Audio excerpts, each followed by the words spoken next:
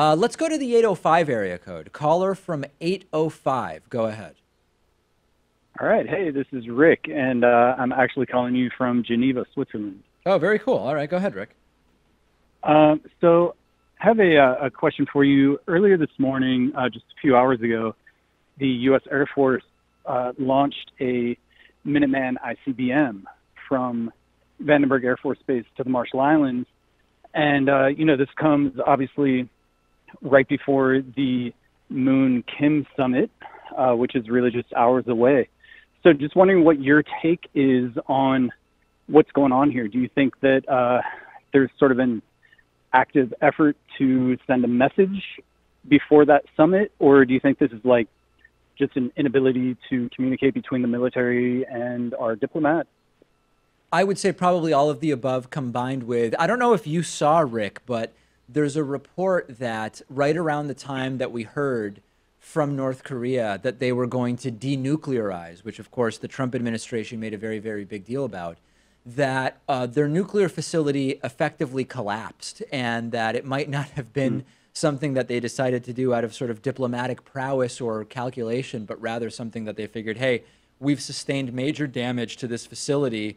Maybe at this point, rather than rebuild, let's try to get sort of like political benefit from it. So I think that all of the above is the answer. We've seen total lack of communication between the sort of diplomatic side of the Trump administration and the military side. Remember when Trump announced the transgender military ban on Twitter, Right. Jim Mattis was like on vacation and had no idea that it was coming, and also didn't agree, and eventually said, we're not even going to do it. So I think there is a total disconnect right now between military, diplomacy, the Oval Office, and it's very, very hard to really figure out what it is that's going on there.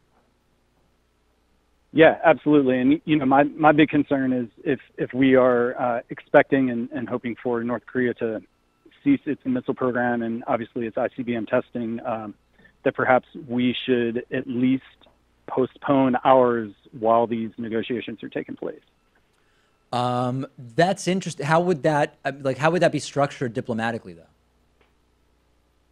Oh, well, I mean, I think that the U.S. could just not conduct ICBM tests while the negotiations are taking place. I mean, right. I don't know what's going to go down. I don't know what's going to go down between the U.S. and North Korea and South Korea in terms of structuring a deal to cease North Korea's programs. But something is definitely possible. I guess what I mean, Rick, what I mean is the following, which is if the United States stops ICBM tests and doesn't mention that they're officially stopping them during the summit, it's sort of no value. If they do say that they're going to do it, it could be one of those things that someone with Trump's foreign policy mentality, to the extent that he has one, perceives as a sort of like weakness or precondition, which is also something that he can get slammed for. So I just see it as difficult diplomatically.